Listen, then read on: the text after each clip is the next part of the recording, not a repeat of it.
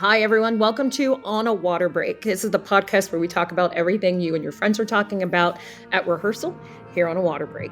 This is a special bonus episode, and we are going to be discussing the topic around body shaming in the activity and how performers can advocate for themselves and others if it ever happens to them. 8 off the mat and go. Welcome to On a Water Break, the podcast where we talk everything marching arts. Everyone, bring it in. It's time for a water break. Hey, everyone. It is Nicole. And this week, I just welcome back Eric and Carlos because I did say, hey, please come back. You seem like you had a lot to talk about. And actually, this is a discussion that I would like to talk about with you both, along with Alicia and Whitney. And I know some of us, including the host, have some experiences with this. And so I want to get into all of that. But first, just so we all know, please make sure you go and subscribe on your favorite listening app. Write us a review, share it with a friend. If you have a question or a good topic to talk about, we love that. So email us at onawaterbreakpodcast@gmail.com, or you can find us on social media. DM us if you want to be on the show. We have a form that you can fill out. And you can just check us out because the link is in our bio. So on the sidelines with us, we have Whitney. We also have Alicia. We have brought back Carlos and Eric. So we're just going to go ahead, just jump into this week. So Whitney, I guess I'm just going to just start with you. This is a very serious topic, and would like to talk about everyone's experience with this. But I've actually been on the receiving end of it, and then we'll talk about my experience with it. But I've also been accused of it and didn't even know, so we'll talk more about that. But if you could tell us your experience with this topic. Yeah. So there was an organization that I auditioned for and made it. And this was after a season of drum corps. So, of course, I'm really fit and tan and skinny. And Winter Guard auditions are just a couple weeks really after DCI. It's not that long. So, of course, I still had, most of my drum corps body. And we all signed contracts saying that we won't change our appearance in any way. And that includes weight, hair color, all of the things. So we ask for it basically. But it got to a point, we also were being weighed every weekend, and they would check our BMI. They would calculate our BMI every Sunday. And it was always after lunch, I think. And it was we just ate. Can we not, why are we doing this right now? So we would have to stand on a scale and they would record our weight every weekend. And I knew that was something that had been done because it had been done for years. And then we're getting up to Christmas break. And I was pulled aside and told that I needed to lose, was it 20 pounds? 10 or 20 pounds over Christmas break, it wasn't even a 2-week period, I don't think. It was an unnatural amount of weight to be lost, especially over Christmas break. When it's I don't need to explain Christmas break, right. But the food, the drinks, all the things, and vacation and family, whatever. Losing weight is not on the list. Losing an obscene amount of weight is not on the list for Christmas break. So, and the other part of that was if I didn't lose the weight, I could lose my spot. And that I would not be in the show anymore. That would make me spiral. Yeah, it wasn't good. I remember crying a lot, and being really upset about it and being this is unachievable. I'm set up for failure here. And I was by no means struggling with my show or anything. I was great and I knew that, and I didn't have a problem with my body, and I was, we're lifting each other and stuff and whatever. We were just doing color guard, and I was fine. I wasn't having any issues, but I had, of course, gained back some weight because I wasn't doing drum corps anymore. So that led to some really unhealthy choices for myself, and basically went on a saltine and salsa diet. And I'm not even kidding. Like, we would eat, me and one of my other best friends, we would eat saltines with like some sliced turkey and salsa, and like the really low calorie pudding, some grapes. We weren't eating a lot. We were not eating a lot. And that's not healthy. No, we and I definitely didn't achieve the set goal for that was set for me. I didn't lose my spot, and I think a lot of it was just a scare tactic to just be like, hey, you gotta look good in this costume, whatever. And it was like not even like a really flattering costume, I'm gonna say. And it didn't show any skin besides like my toes. It's like it was kind of like an old school Onyx costume where it's like here and here, and yeah. So it wasn't like we were like tummies out, trying to like show our abs. It was not that at all. So I didn't lose my spot or anything, but I can't remember exactly when this next thing happened, but it was one of our like Sunday wrap up meetings, I think. And every week the staff would sit us down and, talk about the weekend or whatever. And then we got onto the topic of like, watch what you eat. Maybe some people are gaining weight. I don't know. Make sure you're working out during the week, all that kind of stuff. And we're all like, yeah. And then one of the like 5-year vets basically was like, hey, hold up, what you're doing, Whitney, is not okay. And basically just like shut them down. And we had a very serious powwow where like all of the vets like stood up for me. And I'm just sitting like in a ball, like rocking and crying because I was so like I was a first year member too, like this is in front of I'm everyone. like 20 years old. Yes, in front of everybody. And the members were just like, this is not okay. Like, we need to stop doing this. You've got to stop weighing us and calculating our BMI.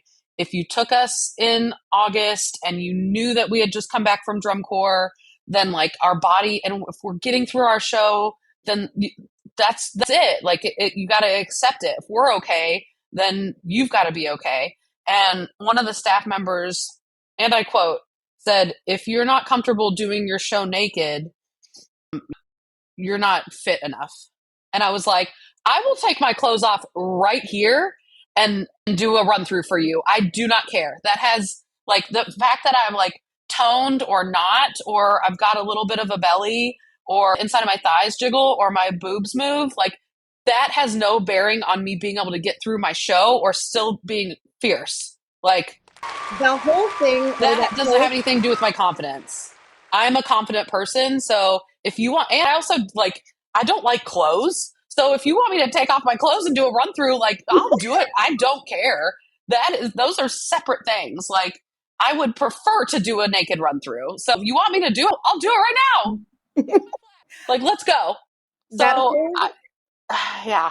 That whole thought process of like healthy as being skinny, because it just blows my mind, because there are tons of people. You don't have to be a size 0 to be healthy. Actually, people who are not, and there's a lot of people that I've marched with. I was the person, you know what I mean? Like, you learn how to deal with, and to, it's not even dealing with, it's like you can maneuver your own stuff that you were given.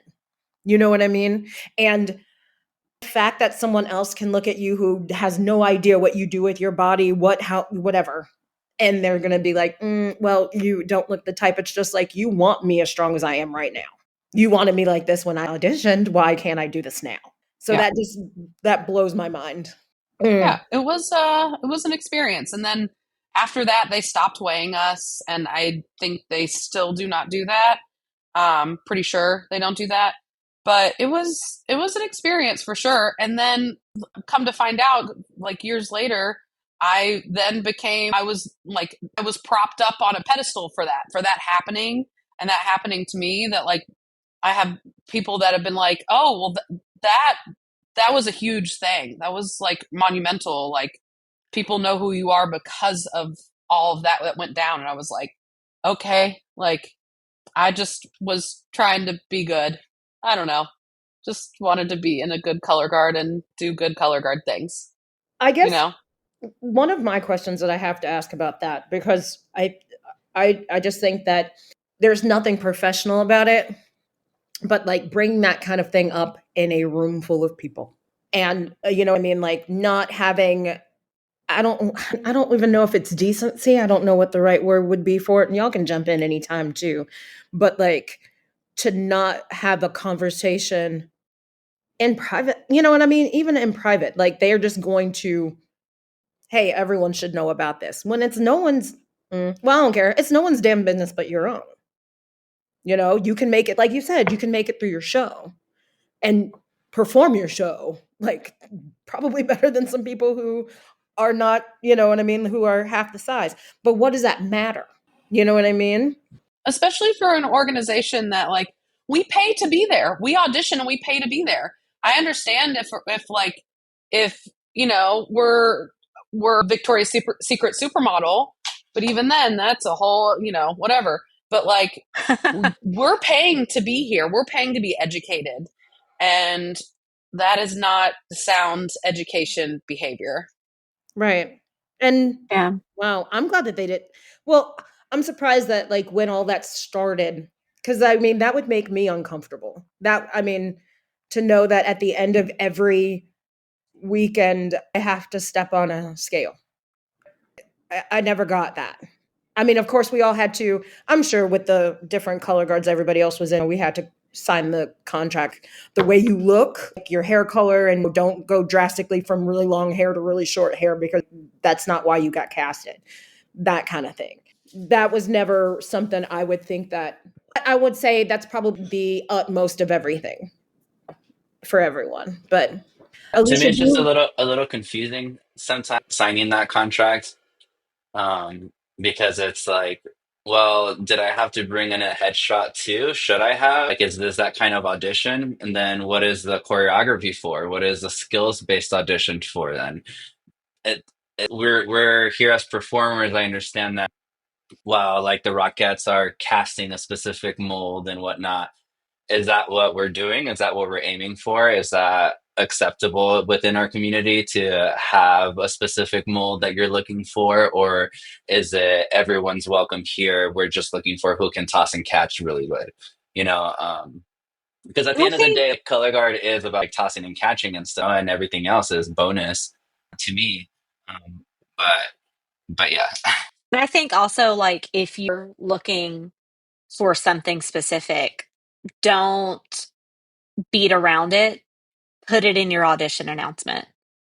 We're Yeah, looking for just like people they of do with this height. actors. Or Yeah. yeah, exactly. Like if it don't dance around. Like if you're only for looking for people that are 5'7" and 200 pounds, that's, you know, whatever. Yeah. Put If that you're Yeah. out gonna there. say it with your chest. Exactly, because that's where it gets gross too, is when we're watching organizations still today cutting people who have marched before with them and saying it's because, oh, you need more dance experience or you need more this experience. Well, she was good enough last year. What changed? You know? Skinnier people auditioned is what Yeah, happened. yeah, they I've would, heard of that a lot. And it drives me crazy when it happens at drum corps Yeah. because guess what you do at drum corps? Your body literally transforms. yeah. You get skinny. Everybody you're looking at is going to lose that 10, 15 pounds. You just are. Mhm. So that should absolutely be based on talent. Everybody's going to look great by the end of the summer. Chill. Yeah. And then on the other side of that is when it doesn't go spoken about or whatnot, and they do get taken. Is what I don't like and what bothers me a lot is seeing, and I hope I don't offend anybody, but like the quote unquote big girl costume, where it's like everyone has one specific thing, and then you have the obvious, like, oh, that person, The that cut is performer different. gets it's different for the reasons, but they're the only one. And to me, I've that had those big bothers girl me. costumes. Been in those. Yep. There is so much anxiety, like I have kind of felt whenever it comes to show announcements and what the uniforms are gonna be. And the amount of times that like I'm so excited to merch somewhere and then I just cross my fingers like, do not let this be skin tight, do not let it be white, please let it be like flattering. Like it's terrifying Yeah, because you're so excited for something and then you have that moment of dread. And like yeah. I'm very thankful that like I've enjoyed all my uniforms that I've been in, but I'm always terrified. Yeah, it just feels like a lack of effort to me. Instead of trying to design a costume that looks good on everybody's body, I feel like they're just picking costumes that, well, this is the average size, and this performer may not feel comfortable with this much revealing skin, so let's just cover them all up completely. And I don't know. To me, it just really bothers me and pulls me out of the illusion. Just because the whole goal of color guard is to look like each other. You know, the ensemble to be as one with everybody, unless it's purposeful and everybody has their own character costumes and stuff. Like I totally get that, but if you're gonna have everybody in a crop top and then one person in a unitard, you know, or there's one, everyone has shark cutouts and mini skirt, and then there is the pants, straight solid pants and big t-shirt, you know, like It's I don't know. lazy. Yeah, it is lazy. I can only imagine being that performer and then getting that costume, you know, man or woman or, you know, male or female, like just getting that big girl costume of like, oh, I got this because they think I don't feel comfortable in my own skin, you know, and I don't It's know. literally a conversation. Like I have Yeah. to jump back in on this because like one of the biggest things that I loved to do when I was teaching was the costume fitting day. And it's just like, okay, nothing's falling apart. You don't have any seams that are ripping. But the biggest thing is, I want to see what that performer's face looks like because it's going to tell you everything you need to know. Yeah. I see a performer when they have the uniform on and they just look uncomfortable. That's when I'm like, you tell me, what do you need? What do, Yep. Right. How do you Right. feel? how do How you do you feel? feel in the costume? Are you uncomfortable? Are you comfortable? If you're comfortable and it's like a little bit tight, great. If you Yeah. feel good, awesome. Mm-hmm. I'm not saying anything. Yeah, and Right. that's where Yeah. I think directors and designers have to like remove their ego a little bit and make it less about them and what they saw in their vision was, and more about the people that are actually doing that and putting that vision to life and making sure that they feel good. Because I think it does make an overall difference in how your show comes off across, you know, uncomfortable performers with uncomfortable costumes versus Uncomfortable I with feel that. great, you know, I feel beautiful. This is Right. amazing, you know, and You're not going to perform at your best if you don't feel good in your costume. That's just exactly. not, it's not happening. Yeah. I Exactly. have an interesting teaching side story. I had somebody tell me this winter that there were a couple girls that I needed to change their costumes. And I was like, why? And they were like, well, it's just doesn't really look that great on them. And I knew it was a weight thing. And I instantly was like, nope, that's the costume they wanted. They tried it on. They tried on other versions of costumes. So we had multiple versions. And that's the one that they felt comfortable in. And that's the one that they want to wear. So I'm letting them wear it. I'm not changing their costume because you think they don't You look good feel, in it. yeah. That's so I would ugly. almost want to press that. Be like, why? Why doesn't it look? Can you be specific and make them say it? Because they won't. You know what I mean? And Well, oh, it kills me. my biggest thing though, if that's coming from a parent, it's just like, oh, okay. Yeah. Oh, this was not a parent. Also, But Oh, my instance, not a parent. awful. I'm also Oh, very quick to like call people out. Like, are you body shaming? You know, because we are in that age where that is a trigger phrase now, and so people hear it and like, no, not me. No, what are you talking about? And you know, and I'm quick to call it out. Like, stop body shaming. Or Eric, I know that this is something that you have unfortunately experienced once upon a time too. Do you want to talk about it? Do you want to tell us about it? Yeah, I could probably go on 3 hour rant, but I'll cut it down. First of all, I want to say like, Whitney, I'm really sorry for you experiencing that. Like, even like listening to you talk about it, like you started getting me teary eyed because of like, I don't know how similar of things, and I thought it was interesting that like you remember specific like comments that were made to you because right now as I was preparing for this episode, like all of my notes are comments that were said to me because like for you it's traumatizing, for them it's another Tuesday. Yeah, going on about like my experience, it thankfully I didn't have to deal with it much like whenever I was kind of growing up, but like being someone who was like who has been like plus size most of their life, like you tend to see people like who are similar to you. And so I have thankfully been like around a community in which I saw people who were like maybe a little more plus size, and so it kind of like drove me that I could like achieve my dreams. And I remember like at an audition, I was told that I spun really well, I danced beautifully, and I can definitely hang, but I have to lose 50 pounds. Oh my god. And I remember getting in my car and just sobbing for like the over hour drive, like thinking I just A like lot. did that. Yeah. And I just was a mess for a while and then ended up getting a contract there. And I stopped a lot of things, did some bad things, did not do a healthy thing. And it just kind of spiraled. And I noticed that every conversation I was having was all about my weight and how much smaller I was getting, how much better I was looking, and all these things. And so I kind of equated my like worth was like, oh, I'm achieving my dreams, and also like I'm the smallest I've been, so like it must be equating to each other. I didn't think of it too much. Like as I was gearing up for the next season, I was like, ooh, like I feel my best. Like I'm finally like reaching my peak. And the next season, I was told like, we love you. We're so proud of you. You have to lose 50 more. And I ended Wait, up had you already lost 50 pounds and they wanted 50 more?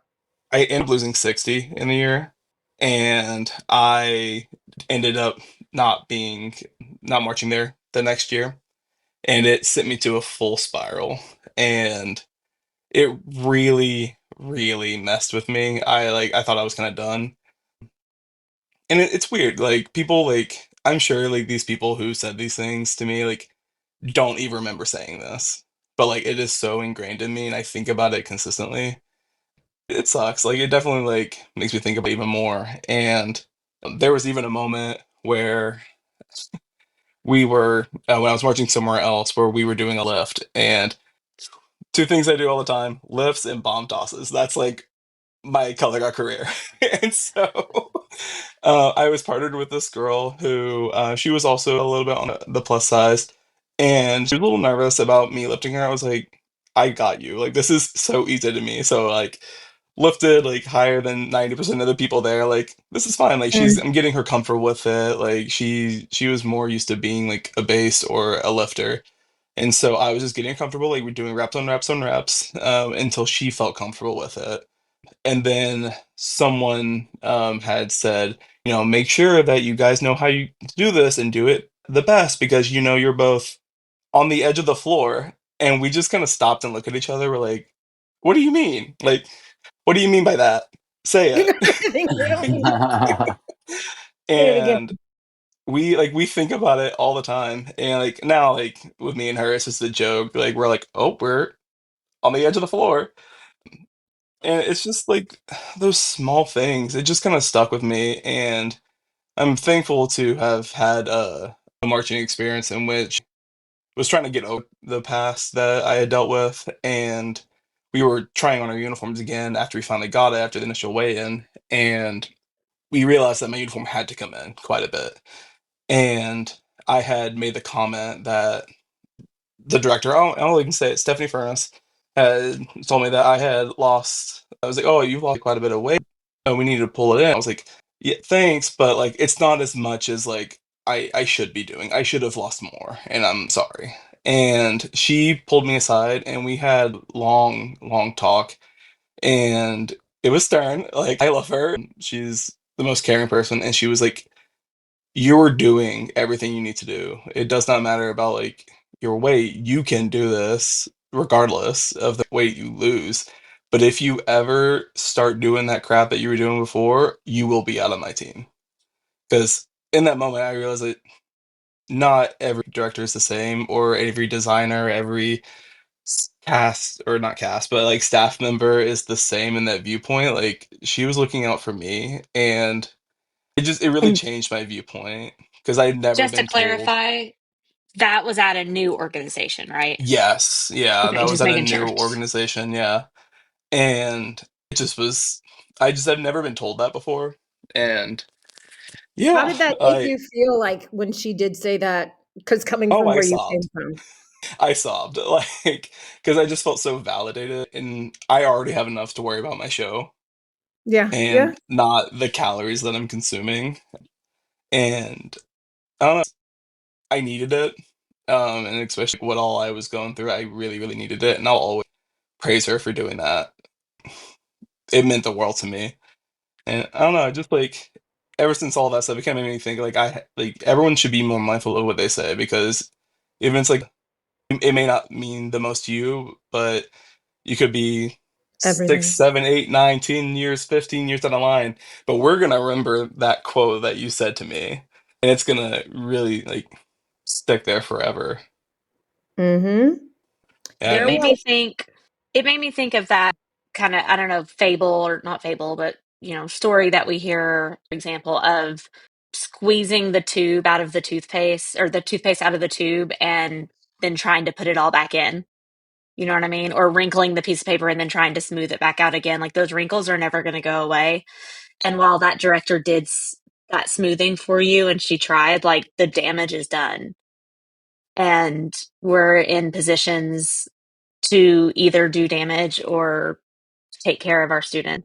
Unfortunately, there are a lot of people out there doing damage. Yeah, I think that what's most important is the self-reflection part about it all, Yeah. because I will be the first to admit that I am not innocent at all. And not in the body shaming part of it all, but in saying things that probably have stuck with past students before, and where the example that they used earlier were like, well, it's just another Tuesday for me, just another kid and whatnot. And something that I thought of was I can't be so upset with myself, and all I can do is apologize to those students that I've said and that I affected, because in the moment, I absolutely thought I was saying and doing what was right, like what I believed was to be right. Going forward, all I can do is change my verbiage, my attitude, my energy, my message, and absolutely, there's plenty of instructors that have said those things to me that have affected me as well, and not like not nothing in comparison to what you guys went through or anything like that. But all I'm trying to say is that yes, they did affect it, and yes, we can't forget it or shake it off.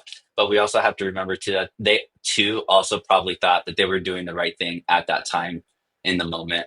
Not being really malicious. Exactly. yeah, I think that we need to give people some grace too, because they didn't know what they didn't know back then. Yeah. And same with me now. I didn't know what I didn't know 10 years ago as a coach. Would I do everything different? Absolutely. In retrospect, knowing what I know now. So I'm just trying to come from a place of understanding, and instead of like, let's hate these people, or let's, or whatever. It's just, let's try to understand them, where they're coming from a little bit more, to maybe possibly help us move forward as well, or maybe even stand up for ourselves or other people when we see these things happening. We as yeah, and humans have to show each other literal grace, Hmm. literal grace, and honestly meet everyone where they are. I will tell you, when I marched, yeah, actually, I'm well older than all of you, but when I marched world class back in the 1900s, actually, I The only late marched 1800s. 1 year in the 1900s. It was 1999. That was my first year in world class. But like back then and being in that, like, what it was about what you could do. My dance teacher back then, and I will tell you all about this. My dance teacher back then was Amber Perkins. She was not a small woman, but my goodness, was she limber, and she could move and she could leap and she could get off the ground. So like it was everything I needed to have as a role model to show me what I needed to be doing. And my goodness, the confidence just came out of her nose. Like you couldn't tell her nothing, you know? And you loved her for that. And so like I came into that organization and I was just very timid and was just like, I'm a little bigger than I don't know, and just covered up because everyone had like the quintessential dancer's body, you know? Everyone was limber. And so I just kept working. And you just kept doing things. And she would just come over to me and be like, you're a workhorse. You look great. I need you to keep doing what you're doing. mm, And that's all she said to me. It's all she said to me. And scream my name a couple of times, but that's fine. That's all you needed. And that's all I needed. And then I took 8 years off. Yeah, I took 8 years off. this was supposed to be done, but I took 8 years off and then I came back to the game and it was about my weight and it was about the way I looked. And so, being older, I was like, well, I don't want to stick out, but if I look like this, I'm going to stick out. So I did everything in my power not to. And when you're doing those things to just keep the weight off, because sometimes that weight is muscle and you need it. I was hurting myself being older, trying to lose weight like that, trying to keep up and doing every weekend, going to the doctor every 2 weeks because, well, you're not in the best shape right now. Why? Well, you're not eating, and then you're Eating. running, and then you're doing all this other stuff. Oh, are you sleeping? No, not really. But I love my uniform. And that's all that people really cared about, you know? And like, there's a lot of things that I learned about, excuse me. There's a lot of things that I learned about going back. And that's when I was like, I need to teach. And so I wanted to be around people and be around kids that I can be like, listen, you don't have to look a certain way. I need you to get through this flag feature. So if you do that with 3 arms or 2 arms or 4 legs or 2 legs, I don't care. But I need you not to tick. But I also need you to feel comfortable and confident with what you're doing. So like I have very little, I know I can show grace to people, but to know what that feels like inside, you just feel less of a person. Mm-hmm. And you're just trying to blend in with everyone around you. That's hard. That's so Yeah. hard. And a lot of Sorry. it too, I think, comes from cultural expectations that we carry into the color guard world because our cultural definition of beauty changes every 10 years. And like you look back to what people thought beauty was in 2014 versus 2007 versus 98 versus 88. Like it's constantly changing culturally, and I think that's what is also affecting all of us. Going into the marching arts, is we're carrying all of that with us, all those expectations, and it doesn't have to be about that.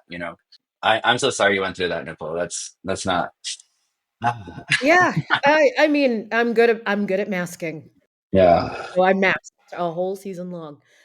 But in all of this too, like, and that's kind of, leads us into the next part of what we're talking about is just like, how can performers advocate for themselves? Or what could they say for themselves that I was not strong enough to say for myself?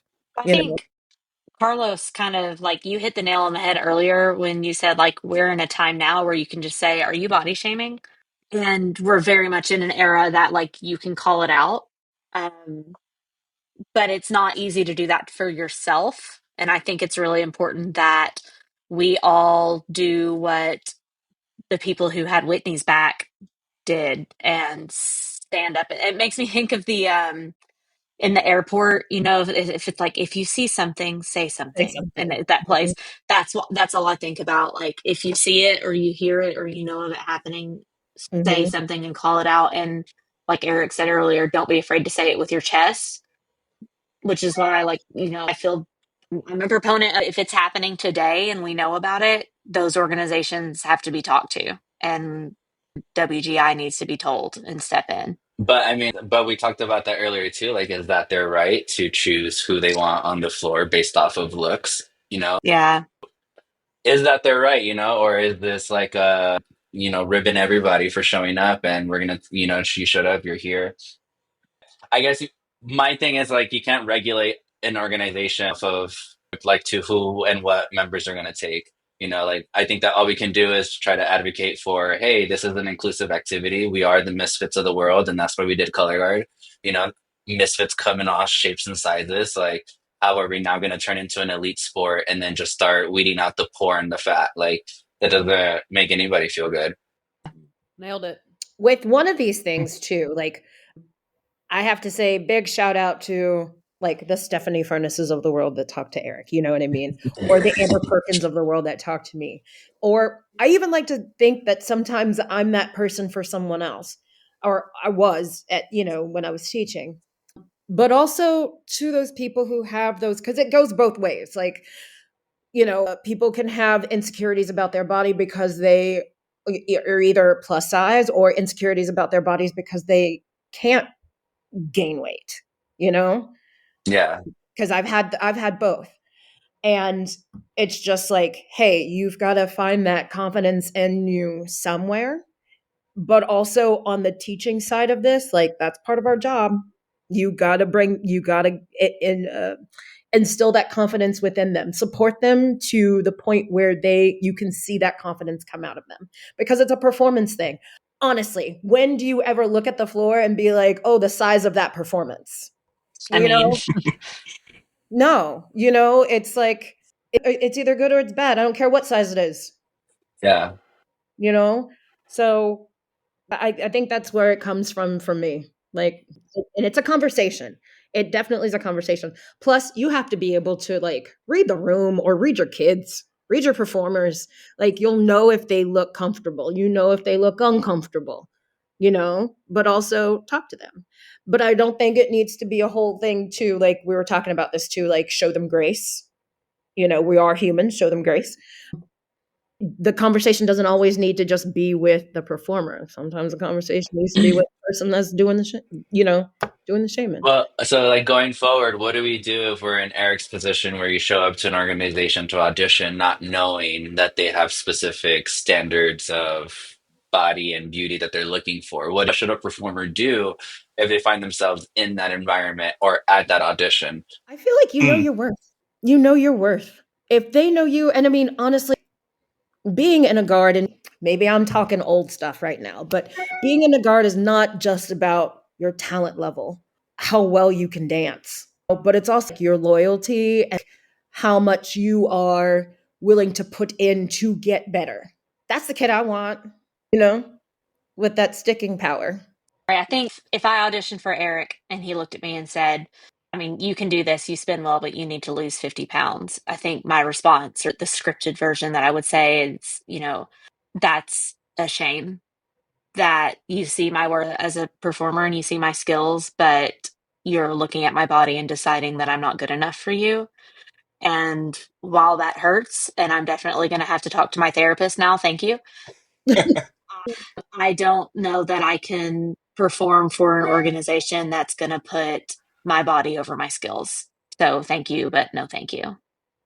Yeah, that conversation has replayed over and over again in my head. And there's so many things I wish I had said in that moment. And gosh, looking back, hindsight is always, 2020. Like I would have said so much more. But I don't know, it kind of sucks at that moment. At that age that I was, plus like this is happening to people younger than I even was whenever it happened to me. It's hard and scary. There's a power imbalance when you just want to march. That's all you want to do is perform.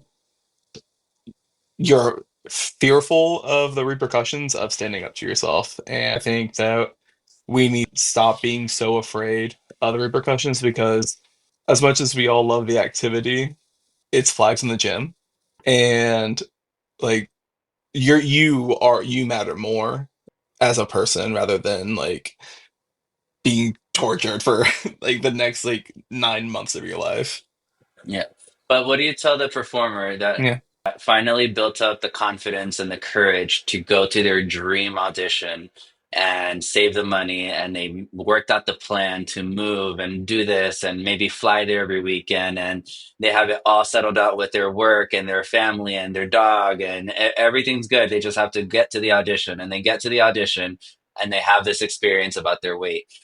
What does that member do next? Because I've seen it firsthand, that exact scenario, and then they didn't make it because of requiring more dance skills, and then they just stopped doing color guard, and then that's it. That's their dream is killed. And like, Throw the passion into something else. Throw the passion into another guard, because God, someone out there will love you and take you for that. I want to go back to this in just a moment. We're going to go to a commercial, but I don't know, like a next question, like what's next kind of question, but we're going to go to a commercial next.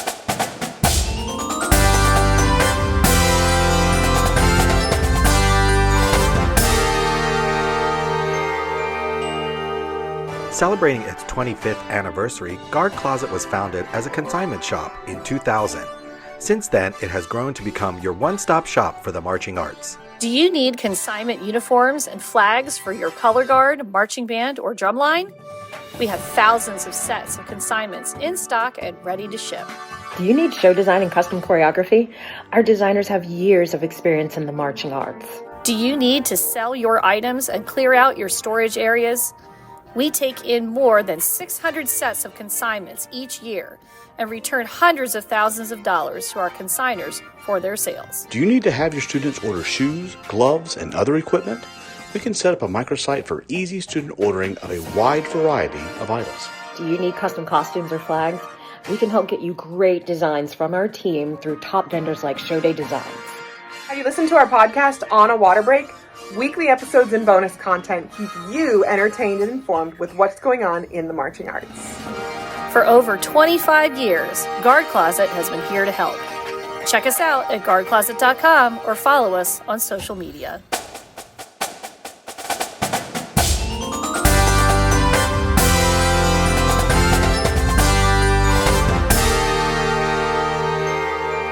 All right, welcome back. We are here on Water Break, and we're still discussing the topic of size discrimination. We do have some resources that we really do want to talk about and make sure that everyone knows about them and they can do their own research on their own. Alicia, let's start with you. What do you have? Yeah, I just straight up have the WGI website, and I'm going to show a phone on here, but it's kind of hidden and hard to find, so I had to play around. But if you hit the three dots in the upper right-hand corner and then come down to participant protection and hit over here, you have options here that say report a concern. You can also look at the WGI Code of Conduct, the safe sport training, and background checks, but that report a concern is going to be your place to like, hey, this happened to me.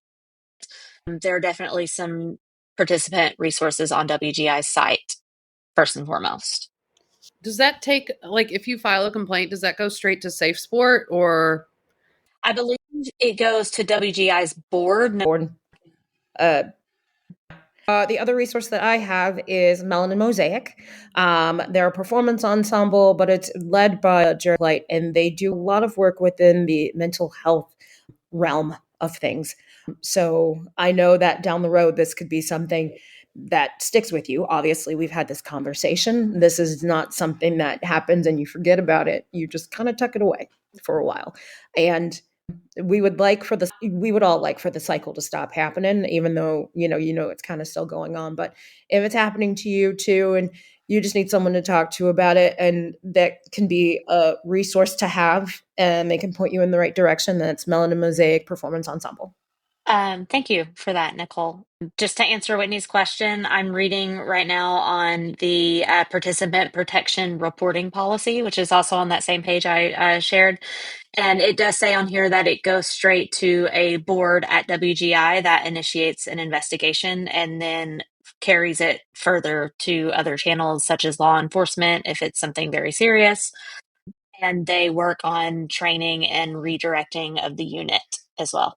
So it doesn't go directly to Safe Sport then? It does not. So that No. would be a different thing because we all have to Yeah. be Safe Sport trained. So you would maybe also potentially do a Safe Sport report? Yeah.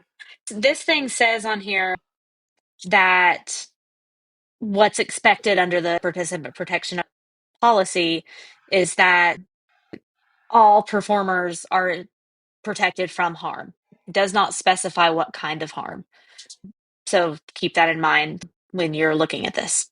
Carlos, you had something as well. Yes, at WGI, I connected with Kara Bohatab, and she is working with the Rise Group, which is ran by Edmer Lazaro, Danny Nguyen, Samia Vanderkoff, Debbie Seeley, Carol Abohatab, and Alan Herrera. And I'm just going to read their intro. The resource for Rise is the resource for instruction, safety, and education. Rise is a dynamic collective of professionals dedicated to elevating the marching arts. They are instructors, dancers, healthcare professionals, psychologists, motor learning experts, coaches, researchers, directors, and artists. Their mission is to foster environments where performers thrive, learn safely, and prepare their bodies and minds to excel through evidence-based educational resources that equip instructors with tools for impactful, efficient teaching. So here they have this form that you can fill out, a request for more information, whether it's for member endurance, physical preparedness, time management, designing, engaging and motivating students, mental health resources. And we can, their email, I don't think they have a website, but their email to get more information is risegroup.us@gmail.com. That's risegroup.us@gmail.com. And learning about this from Carol, I thought it was a great hub for information to go to. And I think that's what they're leaning or wanting to provide, is any new instructor, director, or any performer of any kind that just wants more information to do what we do, what we love so much better with more information that's scientifically backed. You can come to this group and get more information. So I was really excited to learn about this. So I'm just trying my best to make sure everyone else knows and hears about them, so that they're utilized. Yeah, I think that that's great too. So glad for a couple of things for this episode. One, that we have people on here who are strong enough to, tell us their stories. And then we can back that up with, hey, this is not going to happen to you too. But the other thing is, it's just like there can be a conversation that is had. These are great resources, but also, like how Whitney, your group had your back. Eric, your director had your back. There are those things that can happen. That's just a conversation, because sometimes the people that are saying these things to us don't know. And like you said, Carlos, like this is a resource to make teachers better. It's not just for those performers, but hey, there are some teachers in there that could use this. I do want to circle back through this though, with the conversations that we've had and the stories that we've told. How has it changed the way that you approach teaching, or has it changed the way that you approach, just going into a group and instructing kids? Eric, I want to round that to you first. Yeah, I always make sure that whenever I'm teaching, I'm not trying to limit things based off of like body or like body type or anything like that. Like anybody can do anything if they work hard enough at it. I've seen people are who are like my size have the best possible hands in the entire color guard community. And teaching, I'm always just like mindful of it, and I always ask the kids like, what can I do for you if I know that they're feeling upset or they're feeling insecure? I've done it like over and over again, and like I know sometimes like the people I teach, like they can get annoyed by it, but I'm just like, what can I do to help you out to make sure you succeed? And sometimes it is like they just need to golf in a corner. They need to like try to figure out how to do this cartwheel, and then maybe we'll get the pad out. I always think it's funny that like this year I did the like where you go to the handstand and you like body roll down from it. And I remember like learning that at a different organization. I was like trying to explain it, and like people are like struggling in, like all variety of sizes. And even me, after being like retired and like even gaining like more weight, who cares? I was able to like bust it out and teach it. And like, first of all, thank God I could do it. I was terrified. I was like, all right, I'm going to smack my face on this concrete in front of 50 kids. Like, here we go. And I was like, yeah, guys, it's not that hard. If I can do it, you can do it. While I turn around going, oh my God. But like, it doesn't matter your shape or size. If you can hang. Yep, absolutely. Whitney, how has this changed the way that you have approached teaching, do you think? I don't know. I mean, I feel like a lot of the female dance teachers are much more petite than I am, So I know that I've inspired a lot of kids because I'm not a size 2 and I can outdance a lot of people that are. So I don't know. I feel like just being myself and doing what is inspiring in its own way. I don't know. I've been told that a lot, that like you're awesome and you don't care what other people think, and you're just such a big advocate for bigger girls and whatever. So I'm just doing my thing, like this is the house my soul was given, so just doing my thing, Just being and if I unapologetically inspire you. people, then that's awesome. Yeah. Unapologetically yourself, dude. Wow. And I usually use the line of, if I can do it and I'm like twice the size of you, you can do it. I always. If I can get my butt off this ground and my knees creak and my cannot stand in a true first because my calves are too big, I can't get my heels together, then you can do it. You're young, you're pliable. Let's go. I expect you to do it if I'm doing it. Yep. And something I do to help those members too is I acknowledge and reward the smallest bit of effort. And just because I always approach day one full of athletics, like we're doing cartwheels, we're doing rolls, we're just making it super normal because you're gonna do this eventually, and a lot of time you get insecure members that are like, I've never touched the ground without my feet. Like, what are you talking about? Like, and then I have to show them the baby supermarket cartwheel where you just like tap the ground and lift your heels up for 2 seconds and start there, and then they do it. Perfect. Amazing. That's great. You're doing it. Amazing. Keep doing it. Perfect. Keep trying, girl. Keep doing, there's a story that I have about the little girl, she's 11 years old.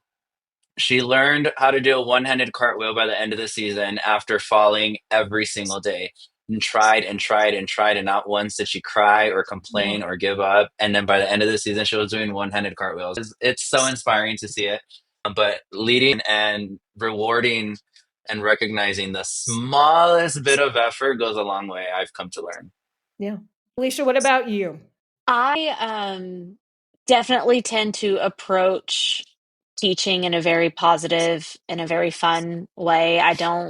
It's very, very, very rare that I ever even raise my voice. So I think creating an environment that is fun and inclusive is extremely important to me. This type of thing specifically, like, kind of do what Whitney does. Like, if I can do it, you can do it. But also, I totally make jokes at my own, like, expense. So, like, if we're talking about, like, lifting up and over and reaching, I'm like, oh, my side fat's squeezing, but so make sure yours is too. Like, not your back, your side, like, to try to get things across to kids just to make it seem like, hey, like, this is me. And if it's you, that's okay too. Yeah. So that I do. All of you are probably still teaching. I don't teach anymore. I still go. Actually, I'm on tour, but it's a very, minute amount. And I'm like what you probably call very granola. I like to dig into the parts where it's just like, if you can perform, with a lot of this, then everything else should come and should get there. Obviously, there's lots of other people on staff that will help out with that, but like, I try to let them like really perform to let, everything out. Man, this was such a hard topic to talk about. And I appreciate all of you for that. And honestly, to give me and everyone else here a safe space to actually talk about it. I just want to thank everyone here for this bonus episode and talking about this topic. Thank you to Carlos, Eric, Alicia, and Whitney. Also, all of you out here that are listening, if you have a question or a good topic that you want to talk about, please email us at onawaterbreakpodcast@gmail.com. You can find us on social media. DM us if you have any questions, or if you want to send us a video, you can do that. We're on YouTube, so you can always find all of our episodes on YouTube. Also, just check us out on our social media. We have the link in the bio for any of the forms that you want to fill out to be on the show. Also, if you make a video on your phone, you can send that to us and you may see yourself on the podcast. So until then, I just want to say thank you all to everyone that was here, and make sure you go out there and you subscribe, write us a review, and share it with a friend, and follow us on social media. So we'll see you at rehearsal on a water break.